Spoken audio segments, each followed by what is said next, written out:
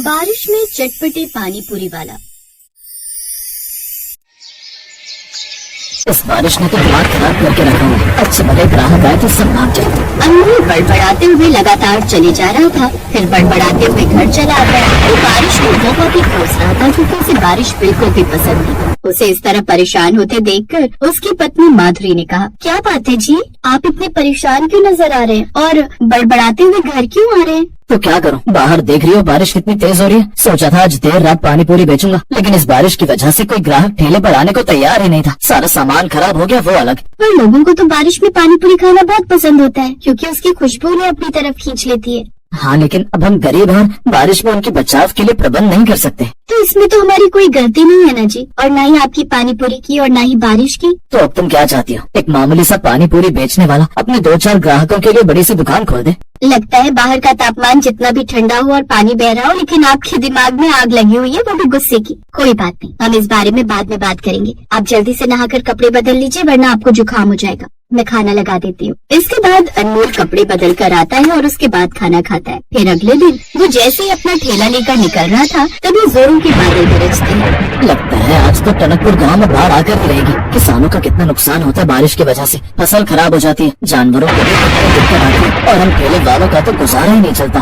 लेकिन अभी तक बारिश नहीं हुई थी, सिर्फ बादल गरज रहे थे। अनमोल ने अपना ठेला लगाया। धनिया पुदीने से बने उसके गोलगप्पे के पानी की खुशबू चारों तरफ फैल गई थी। तभी वहाँ से गुजर रही एक औरत ने कहा, भैया आप कल कहाँ चले गए थे? कल भी मैं छतरी लेकर आपके गोलगप्पे खाने के लिए आई थी, लेकिन आप तो अपना ठेला लेकर घर की ओर ही निकल गए थे। क्या करूं बहन जी, बारिश की वजह से सारा सामान बर्बाद हो रहा है। 2-4 ग्राहक आते हैं और उससे ज्यादा तो मेरा नुकसान ही हो जाता है। अच्छा चलो भाई, इससे पहले कि दोबारा बारिश हो जाए आप मेरे लिए इमली पानी वाली पानी पूरी लगा दो, और ऐसा कर दो 2 प्लेट पैक भी कर देना। जी बहन जी। अब अनमोल अपना पानी पूरी वाला ठेला खोलता है और उसमें से तैयार किए हुए पानी पूरी को 2 तरह का पानी यानी खट्टा और मीठे पानी के साथ परोस देता है। उस औरत ने पानी पूरी का पहला निवाला खाया और तारीफ करते हुए कहने लगी, हाय मैं वारी जाऊं ऐसी पानी पूरी पर, क्या बढ़िया स्वाद है पानी पूरी का, मन कर रहा है बस खाती जाऊं। उसने इतना कहा ही था कि तभी बारिश आ जाती है और फिर औरत के सपनों पर पानी फिर गया और वो कहने लगी,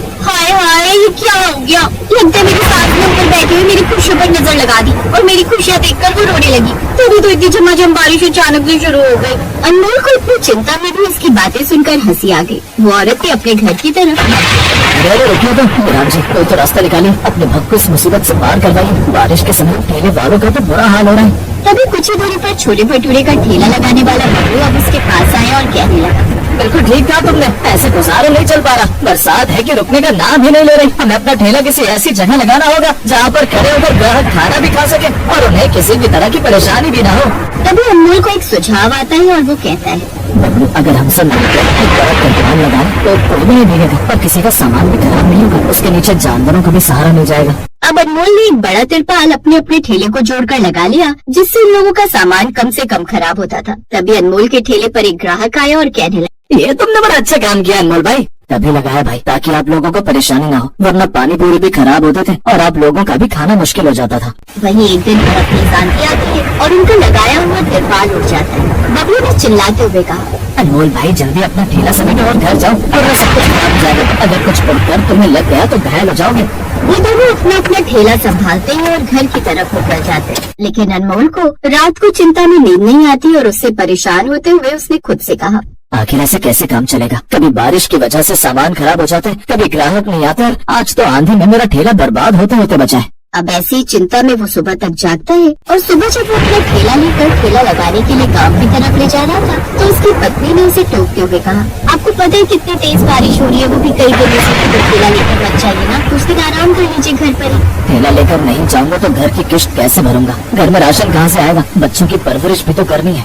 अनमोल ये बोलता है और उसके बाद अपना ठेला लेकर चला जाता है। लेकिन आज भी तेज बारिश शुरू हो जाती है। अब अनमोल को कुछ भी समझ में नहीं आता कि वो कहाँ जाए। तभी उसे एक घना बरगद का पेड़ नजर आता है। उसके नीचे खड़ा होकर खुद से कहता है, अरे वाह, इस पेड़ के नीचे तो बिल्कुल भी बारिश का एहसास ही नहीं हो रहा। ये पेड़ इतना घना है कि इसके नीचे कम से कम 10 लोग खड़े होकर पानी पूरी खा सकते हैं। अब उसने ऐसा ही किया। उस पेड़ के नीचे वो पानी पूरी बेचना शुरू कर देता है। एक दिन तो उसके पास ग्राहक थोड़े कम आए क्योंकि लोगों को पता ही नहीं था कि अनमोल अब कहाँ पानी पूरी बेचता है। लेकिन धीरे धीरे जब ग्राहकों को पता चला कि अनमोल बरगद के पेड़ के नीचे पानी पूरी बेच रहा था तो ग्राहक उसके पास पानी पूरी खाने के लिए आने लगे। अरे वाह भाई, तुमने तो कमाल कर दिया। इस पेड़ के नीचे नहीं धूप लगेगी, ना सर्दी और नहीं बारिश। इस पेड़ के नीचे तो भैया अलग ही आनंद आ रहा है। धीरे धीरे बबलू और बाकी के ठेले वालों को भी उस जगह के बारे में पता चला। अब बबलू भी अनमोल के पास ही अपना ठेला लगा लेता है।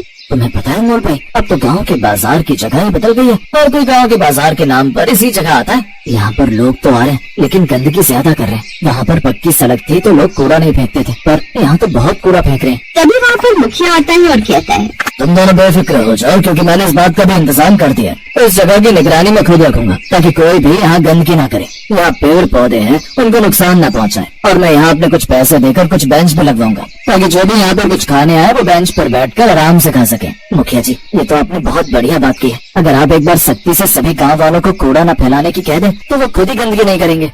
अनमोल भाई, यहाँ पास में धर्मशाला में मेरी बेटी की शादी का कार्यक्रम है। वो शुरू से ही आपके हाथों की पानी पूरी खाते हुए बड़ी हुई है। मैं चाहती हूँ कि आप अपने परिवार के साथ उसकी शादी में आए, और हो सके तो शादी के मेन्यू में भी अपनी पानी पूरी रखें। आप बिल्कुल भी चिंता मत कीजिए बहन जी, सब कुछ हो जाएगा। आपकी गुड़िया की शादी में किसी तरह की कोई कमी नहीं होगी।